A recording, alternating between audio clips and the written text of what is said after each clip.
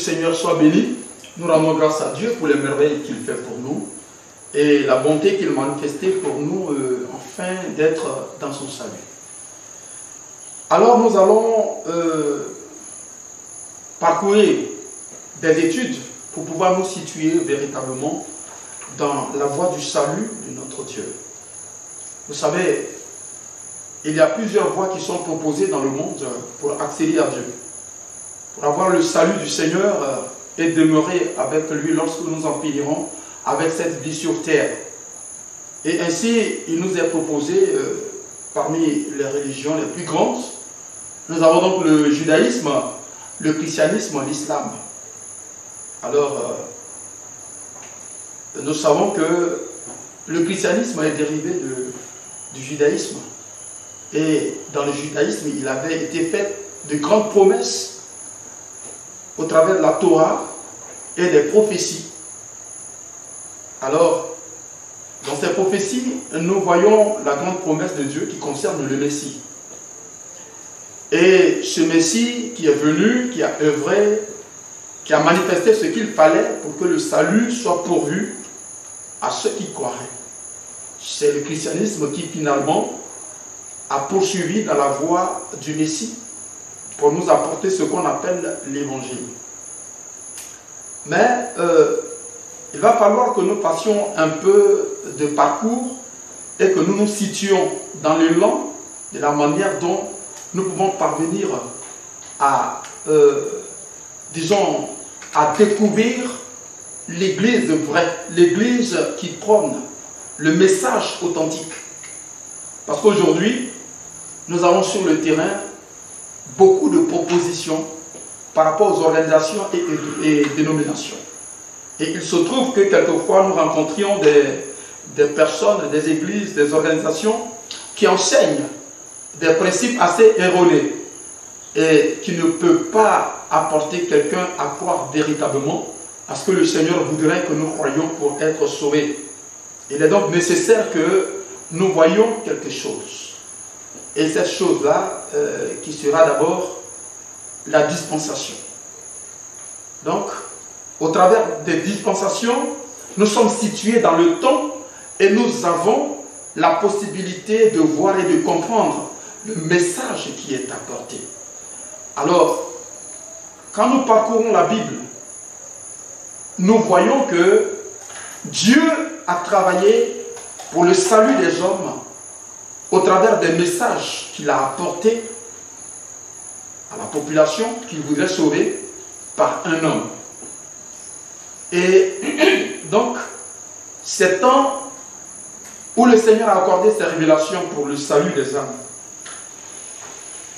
Il y en a, je crois, 7. Et ces 7 moments que nous allons voir comme les dispensations, le Seigneur a pourvu un message. Dieu a suscité aussi par là une personne que j'appellerais l'autorité déléguée, celui par qui il va apporter la révélation. Ainsi, nous allons voir qu'il y a dans tout le long de la Bible 7 dispensations. Il y a la première qui est l'innocence et qui est particulièrement le moment où le Seigneur a créé l'homme, donc Adam et Ève. On aborde la dispensation qu'on appelle la dispensation de la conscience ou de la responsabilité morale. Et là encore, celui qui est comme le leader ou comme l'autorité déléguée, c'est encore Adam.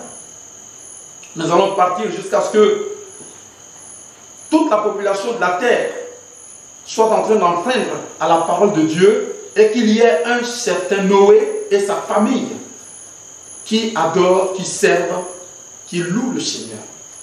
Donc le Seigneur va lui demander de construire l'arche parce que d'un moment à l'autre, il va faire tomber des eaux, de la pluie. Et ainsi, Dieu, la Bible nous dit qu'il appela Adam lorsqu'il avait 500 ans.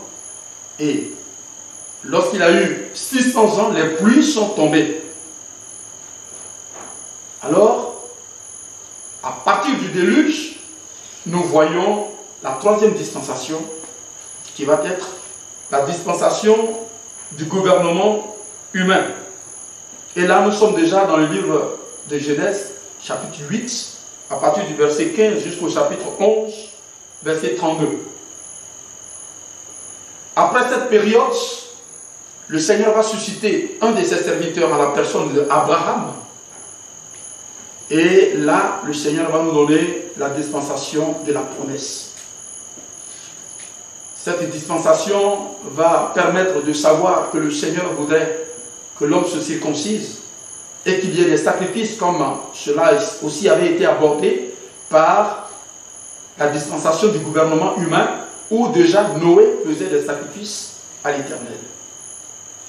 Après la dispensation de la promesse où l'autorité déléguée était Abraham, nous parvenons maintenant à la dispensation de la loi. Comme vous savez, le Seigneur va permettre au peuple d'Israël de quitter l'Égypte pour partir sur la terre promise. Mais avant de s'y rendre, il va permettre qu'après la mer Rouge, sur la montagne de Sinaï, son serviteur Moïse s'y rende pour recevoir la loi. La loi qui va concerner les lois cérémoniales, les lois civiques et les lois morales. Tous ces trois groupes de lois forment la loi. Et ainsi, nous allons parcourir cette période durant un temps d'environ 1500 ans. Disons jusqu'à la croix. Donc Moïse avait été choisi par Dieu pour être celui par qui il va apporter le message du salut, le message à observer, à croire, pour être accepté par lui comme une âme qui est sauvée, comme un saint. Et cette période encore va prendre fin, mais déjà avant que ce temps ne prenne fin, Dieu va commencer par préparer la prochaine dispensation.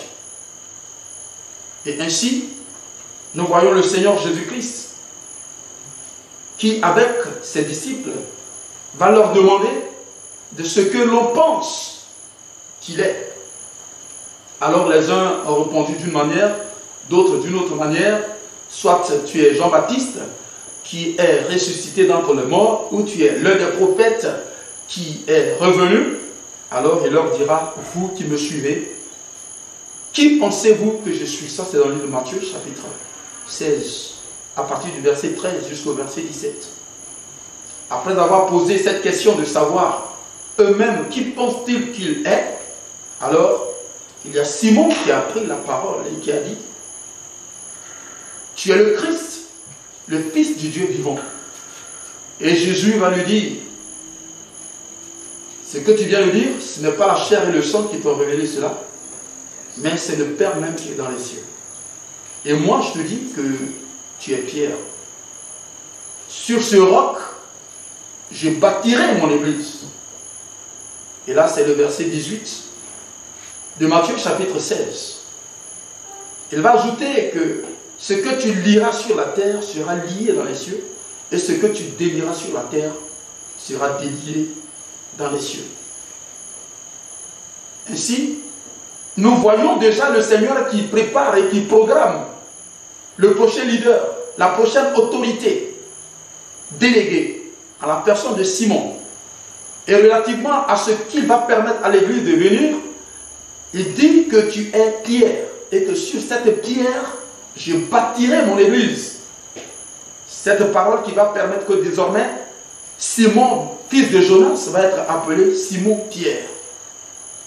Il y a d'autres écritures qui nous exposent comment le Seigneur choisit cet homme comme le leader de l'église, par exemple le livre de Jean, au chapitre 21, à partir du verset 15 jusqu'au verset 17. M'aimes-tu, Simon? Oui, je t'aime, paie mes brebis. M'aimes-tu, Simon? Oui, Seigneur, tu sais que je t'aime, paie mes agneaux. M'aimes-tu, Simon? Plus que ne m'aime ceci. Alors Simon va lui dire, Seigneur, tu sais toutes choses. Tu sais que je t'aime. Et il va lui dire, paie mes brebis. Alors de même que le Seigneur ne descendra pas sur la terre pour apporter ses règles et ses lois, et qu'il a suscité un homme à la personne de Moïse pour promulguer la loi sociale, la loi civique et la loi morale. Pour la dispensation de l'Église, le Seigneur nous désigne quelqu'un. Et c'est ce qui nous intéresse véritablement aujourd'hui. C'est ce qu'il faut chercher à savoir. Parce qu'aujourd'hui, nous ne sommes pas en ce moment-là où il faut chercher à être sous la loi de Moïse pour être sauvé, ou bien simplement sous la promesse avec Abraham pour le salut, ou bien avec Noé pour monter dans l'arche pour le salut. Mais nous sommes dans la période où il faut intégrer l'Église. Il y a tellement de l'Église aujourd'hui. Et l'on se demande finalement où se trouve l'Église. Les uns diront qu'ils sont de cette Église qui est la première. D'autres diront que nous venons par l'Église qui a été suscitée par les gens de l'âge du réveil et que c'est nous qui sommes dans la vérité. Les autres vont dire qu'ils sont charismatiques, etc., etc. Mais la Bible nous dit dans le livre de 2 Timothée, chapitre 3, verset 16, toute écriture est inspirée de Dieu. Et elles sont utiles pour enseigner, pour corriger, pour convaincre, afin que l'homme de Dieu soit accompli et propre à toute bonne œuvre. Donc, aujourd'hui, nous avons parlé un peu de la dispensation. Et nous voyons que la dispensation de l'Église, celui que le Seigneur a choisi comme l'autorité déléguée, c'est Simon, et qui à partir de ce qu'il va être le leader de l'Église, il va porter le nom de Pierre. Quand nous voyons dans Actes, au chapitre 15, à partir du verset 6, l'Église primitive reconnaissait à la personne de Simon le leader que le Seigneur a choisi. Alors, après la dispensation de l'Église qui est la 6e dispensation, nous aborderons la 7e dispensation qui est la dernière. Et là, nous voyons l'écriture dans Apocalypse, je crois au chapitre 20, versets 6 à 8. Il est dit qu'il y aura un temps millénaire après la guerre d'Armageddon où il y aura la paix sur la terre pendant 1000 ans. Et pour récapituler un peu, nous avons la première dispensation qui est l'innocence et que nous trouvons dans le livre de Genèse, chapitre 1, verset 28 jusqu'au chapitre 3, verset 6. Ensuite, la dispensation de la responsabilité morale ou de la conscience qui part de Genèse chapitre 4, verset 1 jusqu'au chapitre 8, verset 14. Ensuite, le gouvernement humain que nous voyons avec Noé. Et cela depuis le chapitre 8, verset 15 de Genèse, jusqu'au chapitre 11, verset 32. Après cela, c'est la dispensation de la promesse dans Genèse, chapitre 12, verset 1 jusqu'au Exode, chapitre 13, verset 27. Quant à la loi, elle commence par le chapitre 19 d'Exode, verset 3 jusqu'à Actes, chapitre 1, verset 26. Et puis, nous abordons la dispensation qui est la nôtre, la dispensation de la grâce ou la dispensation de l'Église. Et le dernier, ou la dernière dispensation, c'est la dispensation du royaume ou du millénium que vous allez trouver dans Apocalypse chapitre 20, versets 4 à 6. Il faut savoir que entre la dispensation de l'Église et le millénium, il y a une période de 7 ans